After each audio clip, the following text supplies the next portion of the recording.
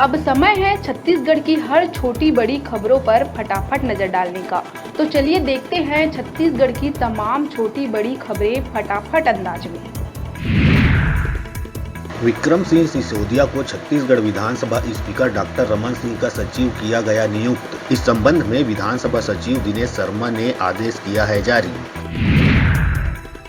मुंगेली मुख्य चिकित्सा एवं स्वास्थ्य अधिकारी की टीम ने निजी अस्पताल में छापामार कार्रवाई कर स्वास्तिक हॉस्पिटल के ऑपरेशन थिएटर को किया सील। बताया जा रहा है कि बिना लाइसेंस के धड़ल्ले से निजी अस्पताल का किया जा रहा था संचालन। नर्सिंग होम एक्ट के नियमों का खुलेआम उड़ाई जा रही थी धज्जियां।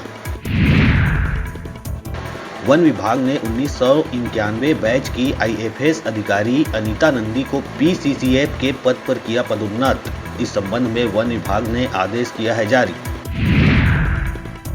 माघ पूर्णिमा पर आज हजारों श्रद्धालु आस्था की डुबकी लगाने के लिए पहुंचे छत्तीसगढ़ का त्रिवेणी संगम कहे जाने वाले राजिम। सुबह 4 बजे से लोग 3 नदियां पैरी सोंढूर महानदी के संगम में आस्था की डुबकी लगाए। यहां लोग स्नान कर महानदी और सूर्य देव को अर्घ्य अर्पित किए। राजीव लोचन भगवान कुलेश्वर नाथ महादेव के मंदिर में भक्तों का लगा तांता।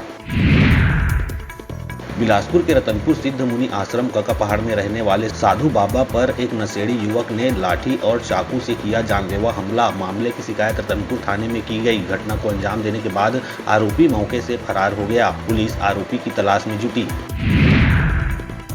जगदलपुर में जादू टोना के शक में ग्रामीण की हत्या करने वाले 3 आरोपियों को कोर्ट ने 4 साल बाद उम्र कैद की सुनाई सजा, साथ ही अर्थदंड भी लगाया।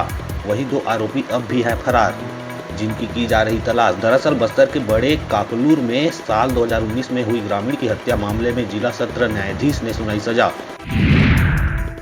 कोरबा के कुसमुंडा खदान के बैरियर में एक ट्रेलर में लगी भीषण आग। सड़क पर जाम की वजह से नहीं मिल पाई मदद। ऐसे में ड्राइवर अपनी आंखों के सामने ट्रक को जलता दिखता रहा, जिसका वीडियो भी आया सामने। गरियाबंद में राजिम कुंभ कल्प के पहले दिन ही हो गया हादसा। अपने दोस्तों के साथ नदी में स्नान करने गए 11 वर्षीय चंद्रेश देवांगन की नदी में डूबने से हो गई मौत। हादसे के बाद बच्चे को सामुदायिक स्वास्थ्य केंद्र लाया गया, जहां डॉक्टर ने बच्चे को मृत किया घोषित। राजिम कुंभ कल्प मेला के चलते राजिम समेत नवापारा और मगरलोड की शराब दुकानें 14 दिनों तक रहेंगी बंद। राज्य सरकार ने आदेश किया है जारी आदेश में कहा गया है कि राजिम सहित रायपुर जिले के नवापारा व धमतरी जिले के मगरलोड की शराब दुकान को 24 फरवरी से 8 मार्च महाशिवरात्रि तक रखा जाएगा बंद। प्रधानमंत्री नरेंद्र मोदी ने आज छत्तीसगढ़ को दी कई बड़ी सौगातें। उन्होंने वीडियो कॉन्फ्रेंसिंग के जरिए विकसित भारत विकसित छत्तीसगढ़ संकल्प यात्रा की शुरुआत की। साथ ही 34,427 करोड़ के 10 परियोजनाओं का लोकार्पण और शिलान्यास भी किया। स्टेट GST ने बीते 3 दिनों में रायपुर, दुर्ग, रायगढ़, जांजगीर और मनेन्द्रगढ़ में 11 व्यापारियों के ठिकानों पर छापा मारा। इस दौरान व्यापारियों से लगभग 7 करोड़ 60 लाख रुपए का टैक्स मौके पर ही सरेंडर करवाया गया। प्रदेश भर में ई-वे बिल की जांच के लिए टीमें गठित की गई है। केवल फरवरी माह में ही अभी तक इन टीमों द्वारा रायपुर संभाग में 33, बिलासपुर संभाग में 34 और दुर्ग संभाग में 9 गाड़ियों को ई-वे बिल में अनियमितता पाए जाने पर जब्त किया गया। इनमें से 28 गाड़ियों से लगभग 57 लाख रुपए की पेनाल्टी वसूल की जा चुकी है।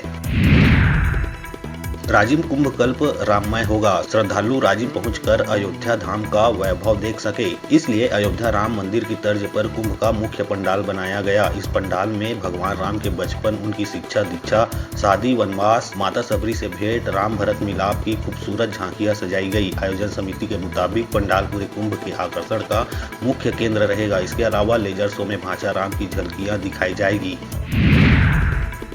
छत्तीसगढ़ के सुकमा जिले के बरका लंका में शनिवार सुबह पुलिस और नक्सलियों के बीच मुठभेड़ हुई। इस मुठभेड़ में एक नक्सली मारा गया। बताया जा रहा है कि जवानों ने मृत नक्सली के शव को भी बरामद कर लिया। हालांकि मारे गए नक्सली की शिनाख्त नहीं हुई है। इलाके में चलाया जा रहा है सर्च ऑपरेशन। छत्तीसगढ़ के दंतेवाड़ा जिले में बैलाडीला की पहाड़ियों पर दुर्लभ प्रजाति का एक सांप मिला। इस सांप का नाम लौंडाकिया है। इससे पहले इंडिया में यह असम और ओडिशा में मिल चुका है। छत्तीसगढ़ में यह सांप पहली बार मिला है। वन विभाग और प्राणी संरक्षण कल्याण समिति ने इस सांप को सुरक्षित रूप से जंगल में छोड़ दिया है। अब इस सांप को लेकर शोध करने की तैयारी है।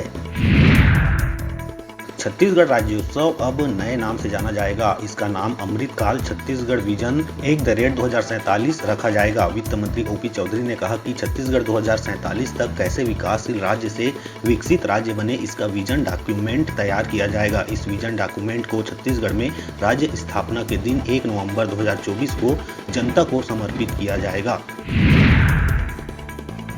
अभी वक्त हो चला है छोटे से ब्रेक लेने का, तो देखते रहिए न्यूज़ 36 छत्तीसगढ़ की आवाज़।